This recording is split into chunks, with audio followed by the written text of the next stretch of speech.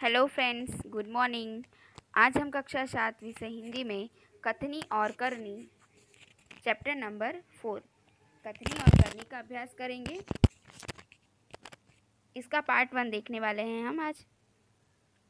तो शुरू करते हैं यहाँ पर कि मानव जीवन प्रभु की अनमोल देन है। ये तो पता ही है आपको। ईश्वर ने बहुत सी वस्तुएं बनाई है, लेकिन उसमें जो सबसे अद्भुत वस्तु है वो है इंसान, बराबर, मानव। तो सभी प्राणियों में मनुष्य को प्रभु ने विशिष्ट शक्तियाँ प्रदान की है, इसलिए वह संसार में बहुत ही अच्छे ढंग से जीवन यापन करता है। એટલે કે શું કીધું છે અહીં કે માણસ જે છે, માનવ એ પ્રભુની, ઈશ્વરની અનમોલ દેન છે. અને ઈશ્વરે તો ઘણા બધા પ્રાણીઓ બનાવ્યા છે, પરંતુ એમાંથી સૌથી વિશિષ્ટ મનુષ્ય બનાવ્યો છે એણે, બરાબર. કેમ કે એણે વિશિષ્ટ શક્તિ પણ આપી છે, વિચારવાની શક્તિ આપી છે, બરાબર. અને એના કારણે માનવ જે છે પોતાનું જીવન ખૂબ સારી રીતે, ખૂબ સારા ઢંગથી जीवन बितावी सके छे. मगर सभी लोग यह समय हर समय सही काम नहीं करते, बराबर. परंतु दरेक लोग दरेक समय सारू काम करता नहीं. कई बार मनुष्य कहता है कुछ है और करता कुछ है. कई मनुष्यों की कथनी और करनी में अंतर देखने को मिलता है. यानी કેટલાક મનુષ્ય એવા હોય છે કે કહે છે શું અને કરે છે શું, બરાબર. અને એના બોલવામાં અને કરવામાં ખૂબ અંતર હોય છે. તો इस बात को प्रस्तुत निबंध में उजागर किया है. यानी कि જે આ ચેપ્ટર આપણે જોવાના છીએ એ નિબંધ રૂપે આપેલું છે, અને એની અંદર એ જ વસ્તુ કીધી છે કે મનુષ્ય જે છે એ પોતે કહે છે અલગ અને કરે છે પણ અલગ, બરાબર. તો અહીં આપણો જે નિબંધ પ્રકારનું જે ચેપ્ટર છે, અહીં પાઠ છે, અહીં શરૂઆત કરીશું.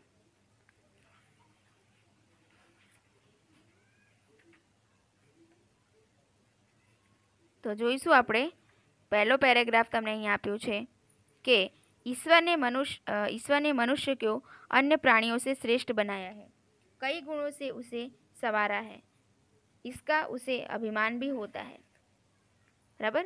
એટલે એમ કીધું છે કે ઈશ્વરે મનુષ્યને બીજા પ્રાણીઓ કરતાં શ્રેષ્ઠ બનાવ્યો છે, અનેક ગુણોથી શણગાર્યો પણ છે, અને આનો તેને ગર્વ પણ છે. परंतु स्वयं को गुणों की खान समझने वाला व्यक्ति कई बार ऐसे कार्य करता है जिन्हें वह गलत बताता है.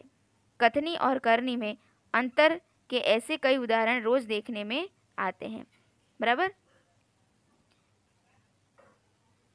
ईश्वर गर्व तो करे છે કે એણે મનુષ્ય બનાવ્યો છે, પરંતુ પોતાને ગુણોની ખાણ સમજનાર વ્યક્તિ જ્યારે એવા અનેક એવા કામ કરે છે, પરંતુ જેને ઈશ્વર ખોટું કહે છે કે આ જે વસ્તુ છે એ ખોટી છે.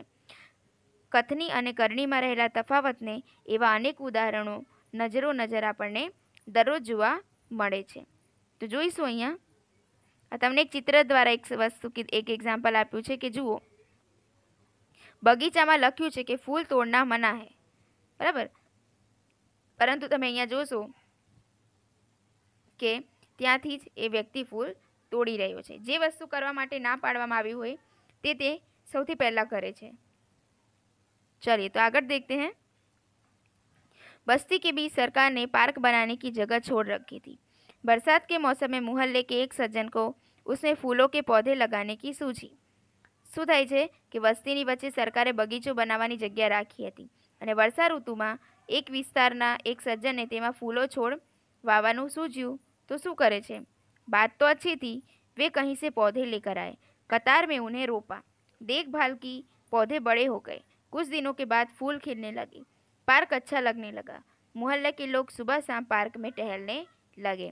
क्या होता है कि એમાં ફૂલ છોડ વાવું તો સારી વાત છે, બરાબર. તેઓ શું કરે છે કે ક્યાંકથી છોડ લઈ આવે છે અને તેને હારબંધ વાવી દે છે.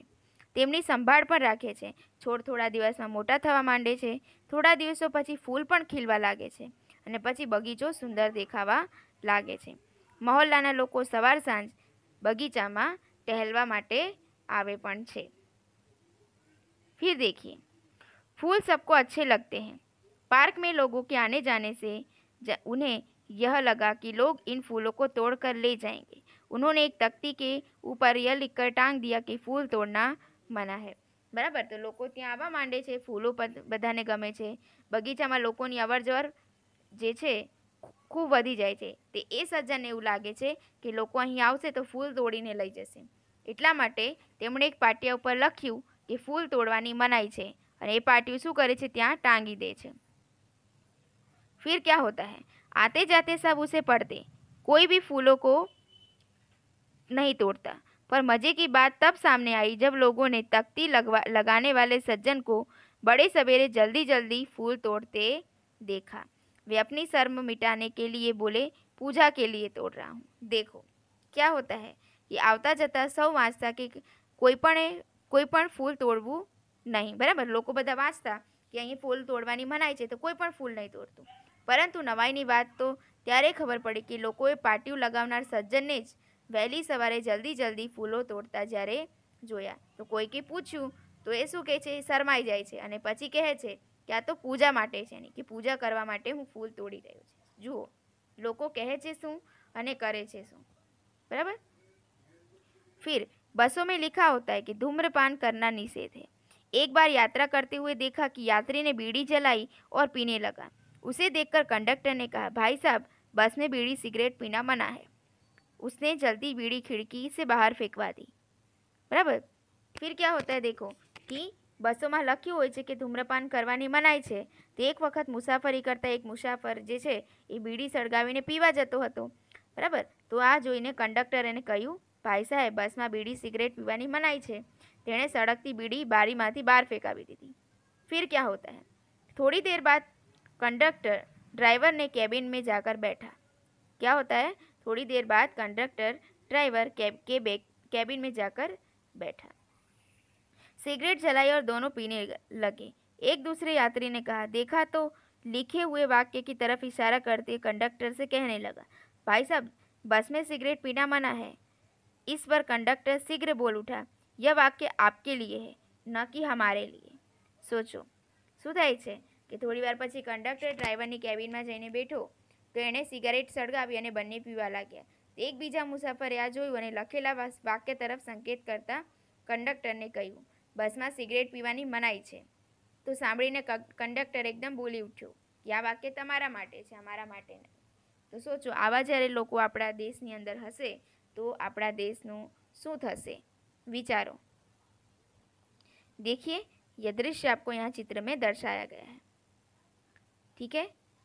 तो आज का जो है चैप्टर हम यहीं तक रखेंगे। तो आप भी सोचिए कि हम क्या कभी ऐसा करते हैं कि हम बोलते कुछ और हैं और करते कुछ और हैं, या कभी कोई ऐसी चीज़ है जो नियम बनाए गए हैं वो सिर्फ दूसरों के लिए हैं, बराबर। नियम बनाने वाला ही उस नियम को भूल जाता है और वो नियम को तोड़ता है। क्या आपके लाइफ में ऐसा कुछ देखा है आपने? सोचिएगा ज़रूर, ठीक है। तो अगले पार्ट में फिर मिलेंगे। धन्यवाद।